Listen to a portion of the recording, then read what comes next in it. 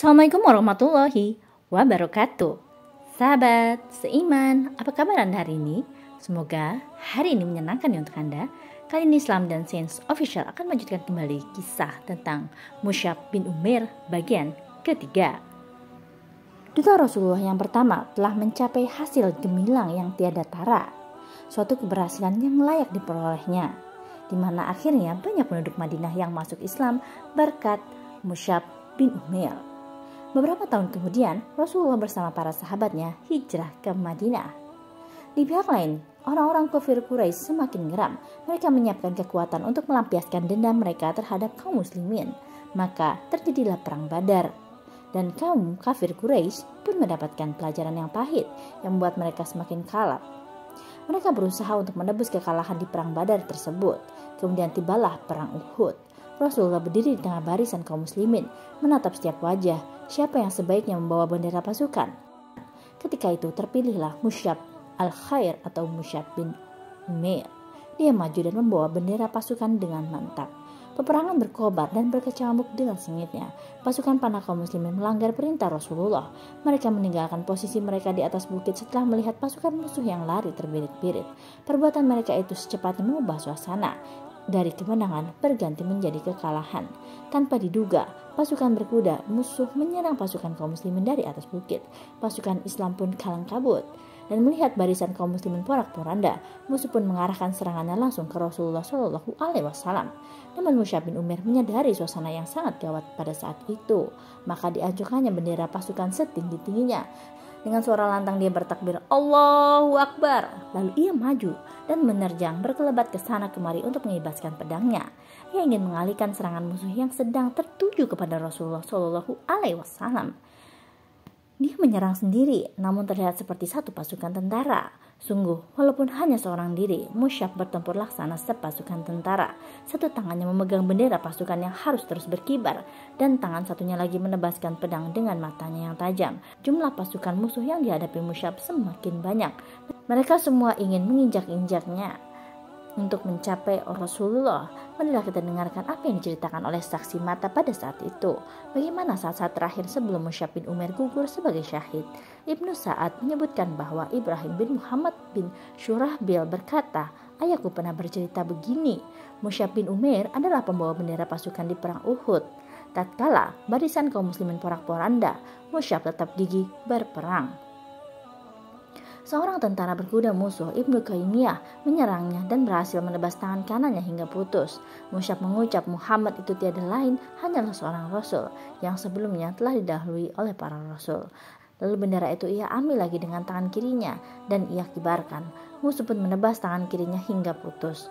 Mus'ab membungkuk ke arah bendera pasukan. Lalu dengan kedua pangkal tangannya ia mendekap dan mengibarkan bendera itu sambil mengucapkan Muhammad itu tiada lain hanyalah seorang rasul dan sebelumnya telah didahului oleh para rasul. Orang berkuda itu menyerangnya lagi dengan tombak, menghujamkannya ke dada Mus'ab. Mus'ab pun gugur dan bendera pun jatuh. Gugurlah Mus'ab dan jatuhlah bendera. Ia gugur sebagai bintang dan mahkota para syuhada. Ia gugur setelah berjuang dengan gigih demi cintanya kepada Rasulullah yang tiada terbatas. Dan kekhawatiran akan nasib Rasulullah, dia menghibur dirinya setiap kali pedang menebaskan tangannya.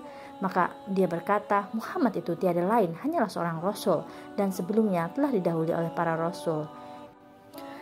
Kata-kata itu ia terus ulang. Kata-kata yang di kemudian hari menjadikan bagian dari ayat Al-Quran. Setelah pertempuran usai, jasad pahlawan gagah berani ini ditemukan terbaring dengan wajah menelungkup ke tanah, digenangi darahnya yang suci. Rasulullah bersama para sahabat mengitari setiap sudut medan pertempuran untuk menyampaikan salam perpisahan kepada para syuhada. Ketika sampai di tempat terbaringnya Mus'ab, bercucurlah air mata beliau dengan deras. Ka'ab bin Arad menceritakan, bersama Rasulullah kami hijrah di jalan Allah untuk mengharap ridhonya. Pasti kami mendapat ganjaran di sisi Allah. Di antara kami ada yang lebih dahulu meninggal dunia dan belum menikmati pahalanya di dunia ini sedikit pun. Mus'ab bin Umair adalah salah satu dari mereka. Ia gugur di perang Uhud. Tidak ada yang bisa dipakai untuk mengkafaninya kecuali sehelai kain. Jika ditutupkan mulai dari kepalanya, kedua kakinya terlihat. Dan jika ditutupkan mulai dari kakinya, kepalanya pun terlihat. Maka Rasulullah bersabda, tutupkanlah ke bagian kepalanya dan tutupilah kakinya dengan rumput izkir. Betapapun luka pedih dan duka mendalam menimpa Rasulullah, karena Hamzah, paman beliau, juga gugur. Tubuhnya pun dirusak oleh orang-orang musyrik hingga bercucuran air mata beliau. Betapapun penuhnya medan perang dengan jenazah kaum muslimin, di mana mereka semua adalah panji-panji Islam. Betapapun semua itu menggariskan luka mendalam di hati Rasulullah, tapi beliau menyempatkan berhenti sejenak dekat jasad dutanya yang pertama untuk melepas kepergiannya dan mengeluarkan isi hatinya. Rasulullah berdiri memandangi jasad Mus'ab bin Umair dengan penuh kasih sayang dan cahaya kesetiaan. Beliau membaca firman Allah, di antara orang-orang mukmin terdapat orang-orang yang telah menepati janji mereka kepada Allah. Quran Surat Al-Ahzab ayat 23.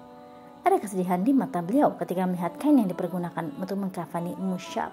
Beliau bersabda, ketika di Mekah dahulu, tak seorang pun yang lebih halus pakaiannya dan lebih rapi rambutnya daripada kamu. Tetapi sekarang ini rambutmu kusut hanya dibalut sehelai burdah.